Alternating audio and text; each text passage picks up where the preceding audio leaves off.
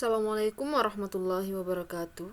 Pada pertemuan kali ini kita akan coba membuat dan mengelola tabel ya berdasarkan dengan user yang telah kita ciptakan. Sebelum membahas cara membuat tabel ya, kalian harus mengenal terlebih dahulu tipe data yang ada di dalam Oracle. Tipe-tipe data tersebut adalah sebagai berikut. Yang pertama ada char ya. Ada char, kemudian varchar 2, kemudian apa perbedaan antara varchar dan varchar 2? Kemudian ada long row, date, number. Nah, untuk keterangannya sendiri di sini tidak saya bahas begitu detail ya, karena saya rasa kalian sudah paham lah sedikit demi sedikit ya. Tipe data char ya. Nah, tipe data char ini mendefinisikan string sepanjang jumlah karakter ya, n itu jumlah karakter. Bila jumlah karakter tidak disertakan, maka panjang karakter yang terbentuk adalah 1 ya. Jadi n itu adalah jumlah karakter yang kita sertakan ya. Jika tidak kita sertakan ya, maka jumlah karakter yang terdapat di dalam char tersebut adalah 1 ya, hanya menampung 1 karakter. Kemudian varchar itu sendiri mendefinisikan string yang panjangnya bisa berubah-ubah ya, sesuai dengan kebutuhan kita.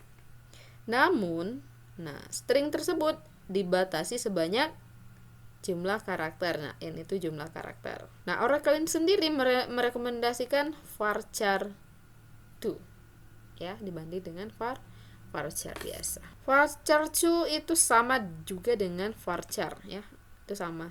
Tapi di sini kita lebih merekomendasikan varchar 2. Long. Nah, long di sini tipe data yang mendefinisikan tipe data binary 2 GB yang disimpan dalam format internal Oracle. Long row. Nah, long row di sini sama dengan long, yaitu mendefinisikan tipe data binary. Maksimumnya juga itu 2 GB. Ini tidak dikonversi oleh Oracle. Dan di sini tipe data yang mendefinisikan tanggal ya. Data itu misalnya tanggal, menyimpan tahun, bulan, kemudian hari, jam, menit dan detiknya. Number.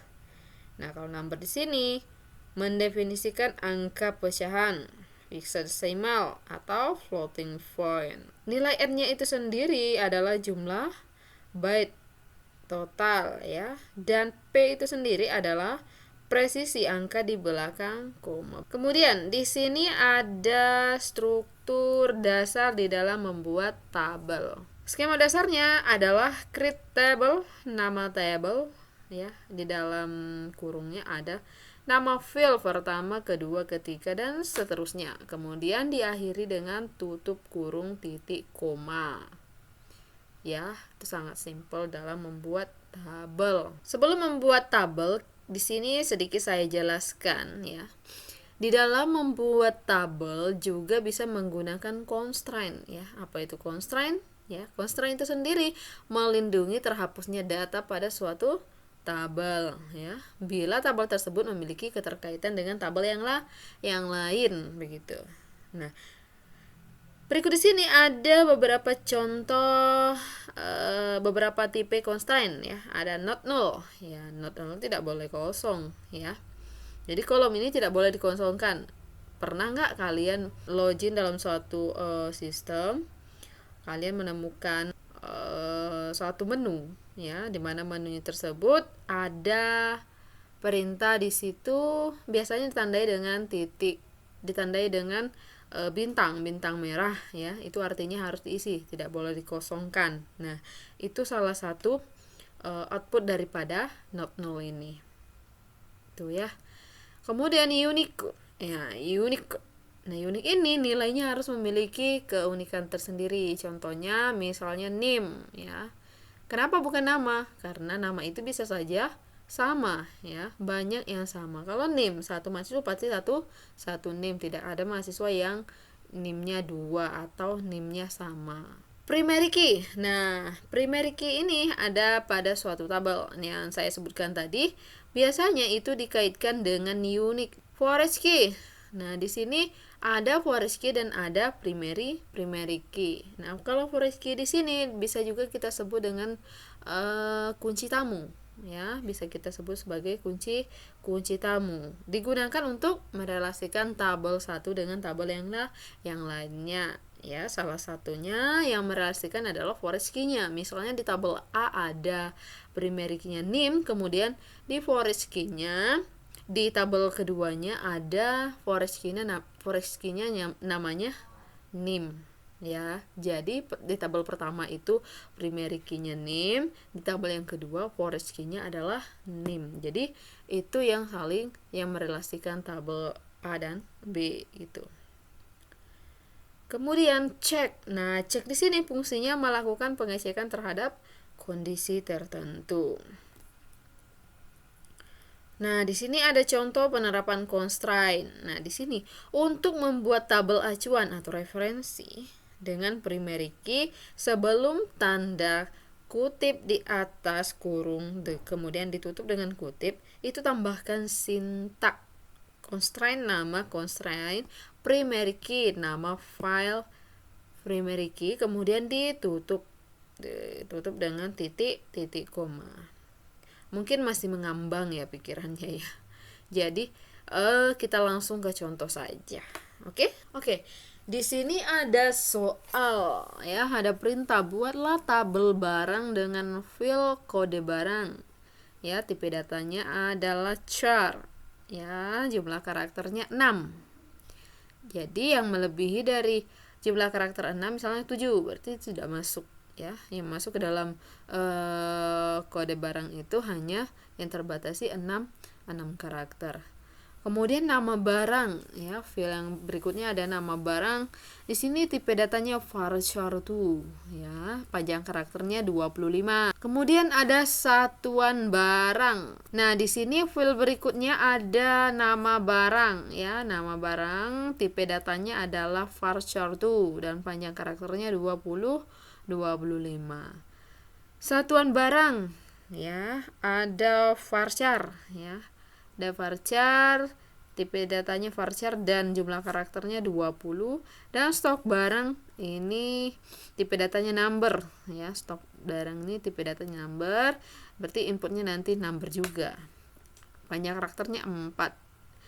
Nah, di sini primary key-nya ditetapkan adalah kode barang. Kira-kira seperti apa listingnya dalam membuat tabel? Mari kita coba, ya. Masing-masing silakan gunakan user yang telah kalian buat pada pertemuan minggu lalu, ya.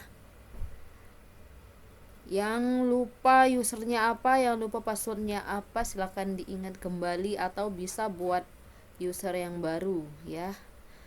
Ikuti langkah berikut, kemudian kita coba untuk membuat satu tabel. Sebelumnya kita lihat dulu di posisi tabel sebelah kiri di bawah, di dalam connection di sini ada tabel views, edition views dan lain-lain. Sekarang kita fokus ke tabel. Nah, tabel di sini kita cek dulu. Belum ada, masih kosong ya. Jadi di tabel userku ini belum ada tabel. Ya, sekarang kita ciptakan tabel baru. Tabelnya adalah barang, ya. Nama tabelnya adalah barang, kemudian filenya ada kode barang, nama barang, satuan barang, stok barang. Dan primary key-nya di sini adalah kode barang, ya. Kode barang yang kita namakan adalah primary key barang, ya. Sekarang kita run kan. Kita run kan. Oke, di bawah sini ada outputnya tabel barang create, ya, berarti tabel barang sudah berhasil kita buat. Sekarang kita lihat, kita refresh. Oke, ya, di sini sudah ada satu tabel namanya tabel barang. Nih, sudah terbentuk, ya. Kemudian berikutnya kita coba untuk membuat tabel baru dengan nama tabel supplier. Perintahnya adalah buatlah tabel supplier dengan field ada kode supplier, tipe datanya char, panjang karakternya di sini ada 5. Kemudian field berikutnya nama supplier, tipe datanya varchar2, jumlah karakternya atau panjang karakternya 30. Kemudian ada alamat supplier, dan varchar2 adalah sebagai tipe datanya dan jumlah karakternya 30. Kemudian ada kota supplier varchar 15 dan telepon supplier varchar2 15. Di mana ya di sini kita tentukan yang menjadi primary key atau yang menjadi unik di sini adalah kode supplier ya.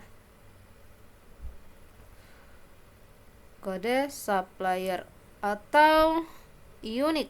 Nah, unik di sini bisa juga, tapi unik di sini kita jadikan sebagai kunci tamu ya. Sekarang kita coba untuk terapkan. Sini sudah ada tabel baru ya. Kalau dengan tabel barunya di sini nama tabelnya supplier, kode supplier, nama supplier, alamat supplier, kata supplier, telepon supplier. Nah, di sini yang primary key-nya adalah kode supplier. Kemudian kita jalankan. Oke. Tabel supplier selesai tercipta ya. Sini sudah ada 2, barang dan supplier. Kemudian untuk berikutnya silahkan kalian kerjakan. Silahkan kalian lanjutkan. Oke, kemudian yang ketiga, untuk tabel yang ketiga adalah tabel customer ya, dengan fieldnya ada kode customer, tipe datanya char, kemudian jumlah karakternya ada 6. Nama customer varchar2, tipe datanya varchar2 dan jumlah karakternya sini ditetapkan 30. Kemudian ada alamat customer, ada kota customer, telepon customer, kemudian ada yang menjadi primary key-nya adalah kode customer. Ya, sekarang kita coba untuk membuat tabel customer. Oke, sekarang kita runkan. Ya, jadi tabel customernya sudah selesai. Tabel customernya sudah selesai kita buat. Kemudian kita lanjut ke tabel berikutnya. Tabel berikutnya adalah tabel pasok dengan field ada kode pasok, kode barang, kode supplier, tanggal pasok, jumlah pasok.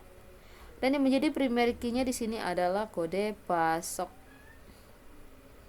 Kemudian kode barang dan kode supplier. Dan force key-nya di sini adalah kode barang dan kode supplier. Ya, sekarang kita coba ya. Oke, kita runkan. Ya, tabel pasok berhasil dibuat ya. Refresh dulu. Oke. Nanti saya jelaskan kok referensi, konstruksi referensi di sini ada keterangannya, tinggal kalian baca.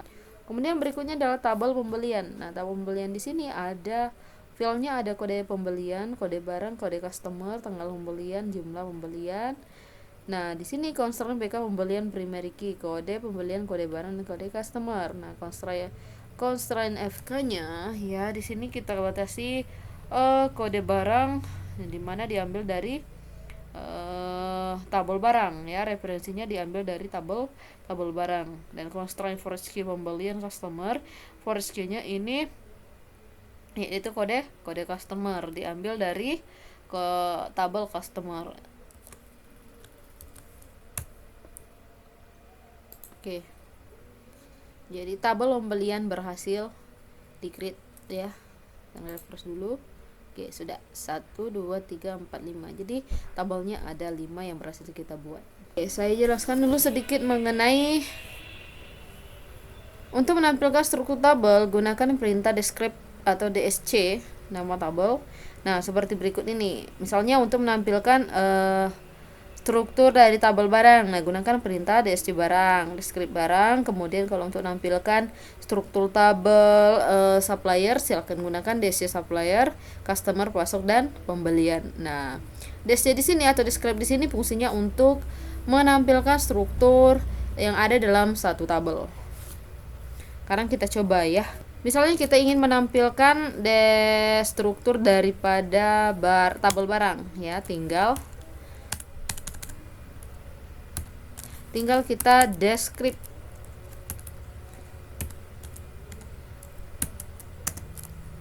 barang. Oke, runkan. Nah, jadi struktur yang terdapat di dalam tabel barang itu ada kode barang, nama barang, satuan barang, stok barang beserta dengan tipe datanya.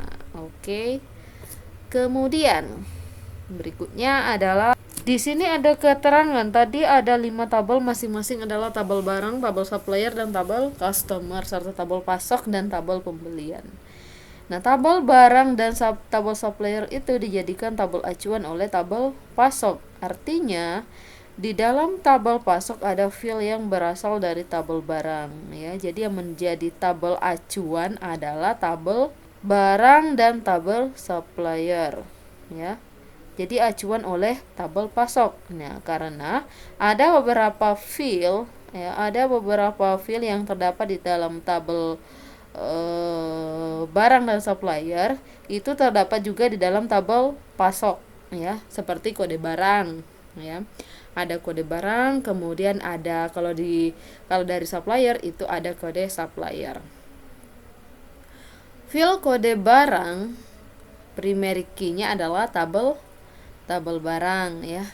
Primary key yang ada di tabel barang, dan kode supplier itu primary key yang terdapat dalam tabel supplier. Nah, jadi forest key-nya atau kunci tamunya adalah terletak di tabel pasok yang diberi nama masing-masing forest key pasok barang dan forest key pasok supplier. Paham lah ya?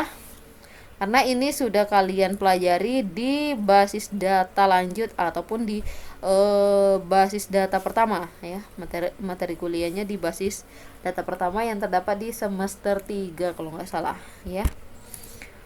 Kemudian, nah di sininya ada relasi yang lain antara tabel barang dan tabel customer. Nah, dihubungkan oleh tabel relasi pembelian.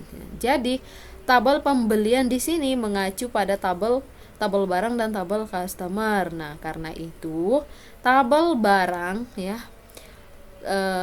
tabel barang primary kita berbarang itu adalah kode barang, dan kode customer itu primary key yang terdapat dalam customer. Nah, khusus untuk tabel pasok itu sendiri memiliki 3 primary key. Yang pertama ada kode pasok, kemudian ada kode barang dan kode supplier. Nah, sedangkan tabel pembelian memiliki 3 primary key, yaitu kode pembelian, kode barang, dan kode customer. Jadi induk daripada tabel-tabel di sini adalah tabel pasok dan tabel pembelian, ya, yang menjadi induk relasinya, ya. Oke, kemudian nah, di sini untuk mengubah struktur tabel. Nah, misalnya kalian ada tersalah ketik atau struktur tabelnya berlebih, mau dihapus misalnya atau mau diubah, bisa, ya.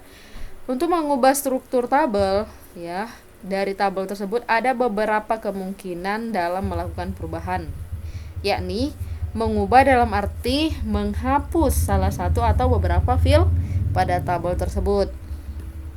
Itu yang pertama. Kalau nggak menghapus, yaitu mengubah, ya.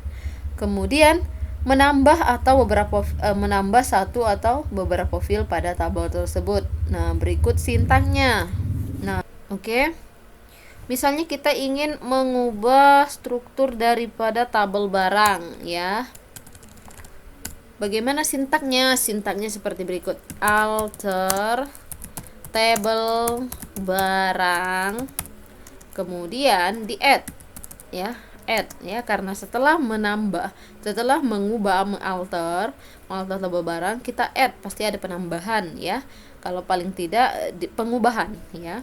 Add, kemudian apa yang ingin ditambahkan di dalam tabel barang. Misalnya saya ingin menambahkan stok barang ini aja deh, ya. Stok barang atau jenis stok barang aja deh. Stok barang, kemudian tipe datanya apa? Di sini tipe datanya number. Jumlahnya saya tentukan di sini 4, ya. Oke, sekarang kita jalankan. Sini lihat di bawah tabel barang berhasil di alter. Sekarang kita refresh. Kita lihat tabel barang atau oke nih.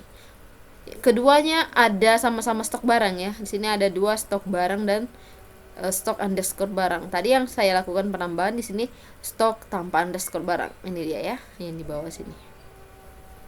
Oke. Untuk selanjutnya silakan kalian lengkapi, silakan kalian pelajari sendiri ya, dari menambah file, mengubah file, menghapus file, mengubah nama file dan lain-lain ya. Oke, sekian dari saya. Wassalamualaikum warahmatullahi wabarakatuh.